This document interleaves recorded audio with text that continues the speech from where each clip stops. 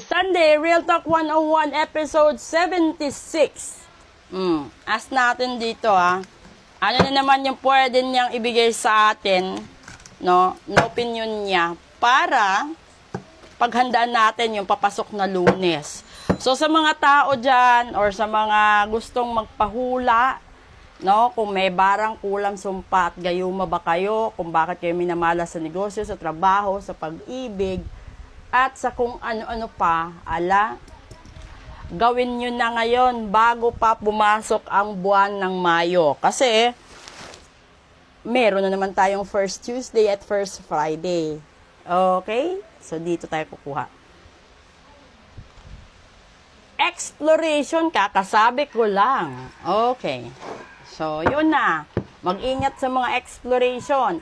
If you have become bored with your life and you have the creative power to steer things up and revitalize everything, you can do this by starting new projects, setting new goals, and making spiritual connections. Ayun, 'di ba? Sa dulo, may sinabi na spiritual connections. Ibig sabihin, kung ikaw yung tipo ng tao na masyado kang busy sa trabaho, tutok na tutok sa mahal mo sa buhay, yung wala ka nang magawang trabaho, kakabantay. Baka mapunta siya sa iba. Baka sino kausap niya sa telepono, no? Kasi pag ganyan ka, hindi ka na makaka-focus sa trabaho mo. Hindi ka na makaka-focus sa sarili mong routine, sa responsibilities mo sa mga anak mo if you have children. Kasi yung inaabangan mo is yung buhay or kung ano yung daily routine ng mahal mo. So, doon nang gagaling yung problema minsan na nasasakal na siya, no? Napapagod na siya, naiinis na siya, hanggang sa humantong sa malalang away, nasasabihing maghiwalay na lang kayo, itigil na natin to, may mga ganyan. So, bago pa kayo dumating sa ganyan or humantong sa ganyan sitwasyon, kailangan mong alamin sa sarili mo kung meron bang tao na nagmamanifest na mag-away kayo, meron bang taong nagritual para magkahiwalay kayo, kung meron bang mga tao na ayaw sa inyo sa paligid mo na hindi mo alam. Kasi yung iba hindi mo mahahalatang nakikipagplastikan lang. Masyado ka din naman kasing open-minded kasi minsan hindi mo na ma-identify, di ba?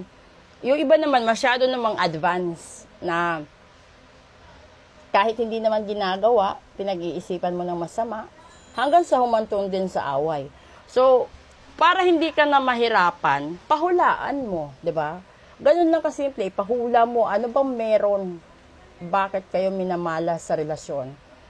Ano bang nakikita? Bakit lagi kayong nag-aaway? Ano bang nakikita kung bakit? Mahal mo naman, mahal ka naman din niya. Bakit parang ang layo pa rin niya kahit magkasama kayo araw-araw?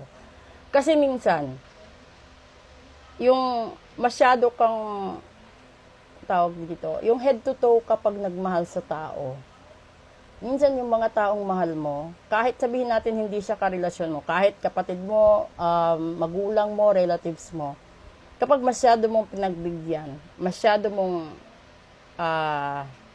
sinanay, no, sa marangyang buhay, o kahit sa mga maliliit na bagay, doon pumapasok ang pagkakataon na nawawalan sila ng gana magtrabaho para sa sarili nila, nawawalan sila ng gana para tulungan sarili nila, 'di ba? Kasi sasabihin andyan ka eh. Nangyayari ito sa ibang clients ko, lalong-lalo na sa mga LGBT. Hindi lang din sa LGBT kasi meron ding mga anak, kapatid, magulang na inuuna yung mga mahal nila sa buhay, and then sa dulo binabaliwala sila kapag dumating na sa punto na wala na silang maibibigay, wala na silang magagawa. Aminin natin, hindi naman lahat, pero meron na mga ganyan sitwasyon. Kaya kung ayaw nyong humantong sa ganyan, magpahula kayo kung hanggang kailan kaya ng katawan ninyo para magbanat ng buto, hanggang kailan kayo magtatagal sa trabaho, hanggang kailan kayo maghahanap buhay. Kasi kapag alam mo yon at meron kang idea kung hanggang kailan, siyempre, alam mo kung magtitipid ka na. Kasi alam mo na, darating sa taon na ito, buwan na ito, babagal yung income ko, magkakasakit ako. May mga ganon. So, kung gusto mong paghandaan talaga yung kinabukasan mo, no, you have to put into sa konsiderasyon mo yung hula. Kasi, kapag legit yung manghuhula, nakikita ka, may baraha man o wala, may camera man o wala, kahit hindi kayo nagkita sa personal, basta legit ang manghuhula, makikita ka kung gugustuhin niya. So, basta legit yung manghuhula, legit yung manggagamot, todo deny ka man sa nararamdaman mo, todo deny ka man sa katotohanan, alam niya ang katotohanan sa sarili niya, nakikita ka. So, hindi nakapagtataka kung bakit ganyan ang buhay mo. Dahil kahit ikaw mismo, sa harap ng isang lehitimo na manghuhula, hindi mo kayang aminin ang katotohanan. So, paano ka papaniwalaan ng Diyos? No?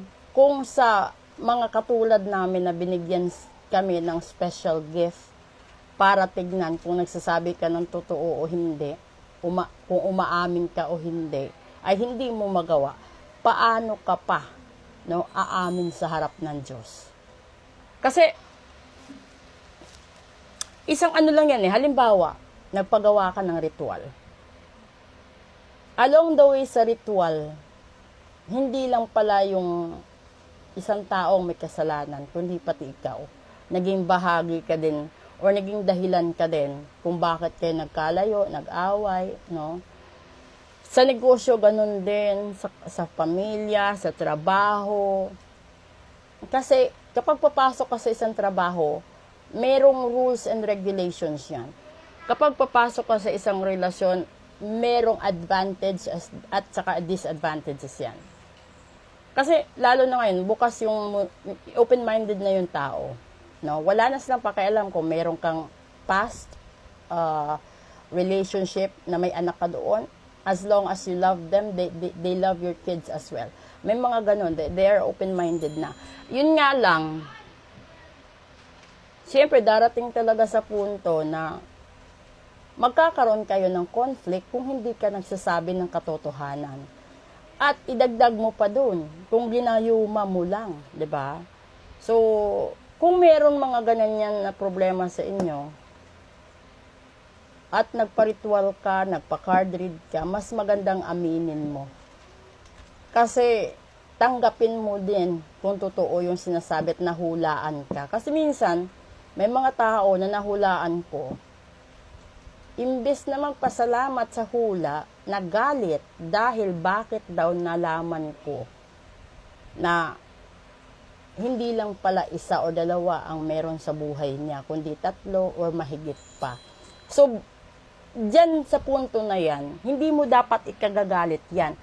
Kasi, hindi naman yan makakita ng manghuhula kung hindi mo ginagawa at hindi nangyari.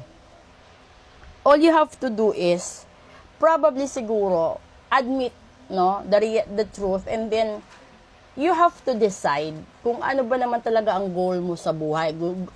Yung goal mo ba talaga ay magkaroon ng sangasangang pag-ibig, o you have to settle down with that a certain person. It's either your soulmate or your twin flame. Kasi hindi naman po pwede na sumobra sa isa, di ba? Yung nandoon sa buhay mo. Kasi never na ginawa ng Diyos na maraming sanga ang puso. Yung puso natin, 4 lang ha, yung YouTube. Yung 2 daanan at labasan ng hangin, yung 1 daanan at labasan ng dugo.